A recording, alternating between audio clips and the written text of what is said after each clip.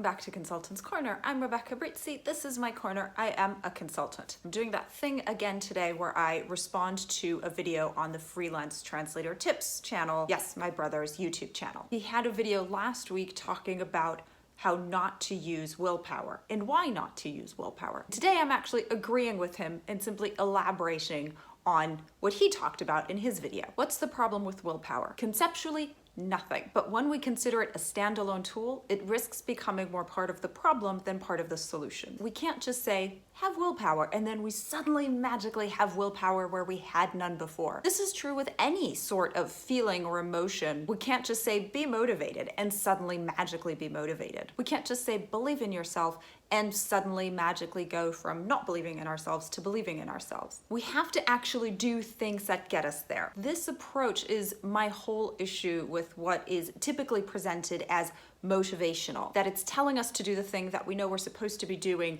but not spending enough time on the instruction of how to make the changes. I do, after all, have an entire playlist about unmotivational quotes.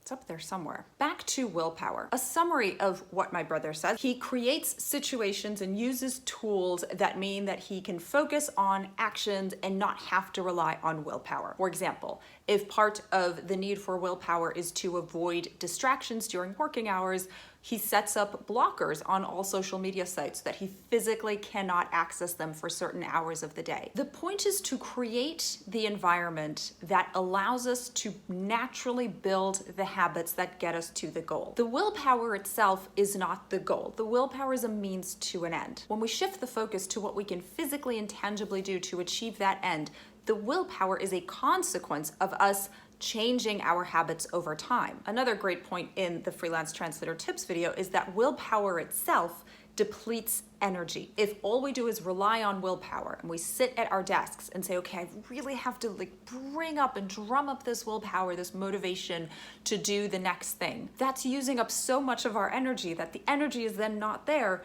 to do the actual thing. Create the environment that's going to allow you to work in the way that you want to work and to do the things that you want to do.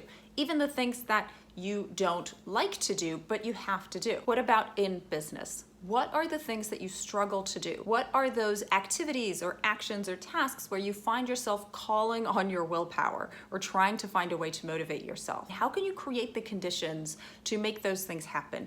Don't just rely on yourself and all of your energy and shifting your mind without any sort of external control. Use the tools that we have. When I look at big projects, they feel daunting and they feel like they're going to take a long time. It's hard for me to get started because the concept of getting it done is not a strong motivation for me, but the actions that get the thing done are a strong motivation. So I've learned to split all of my projects down into really minuscule tasks. And that way, every time I look at my to-do list, they're easily achievable things, and I'm feeling that sense of accomplishment continuously. Create the working environment that develops the habits that you want, the habits that you need, and don't just rely on you pulling up all of this willpower or motivation from the depths of nowhere. Use your decision-making in advance to create the environment that lets you get done the things that you need to get done. And I'll see you back here at the next video.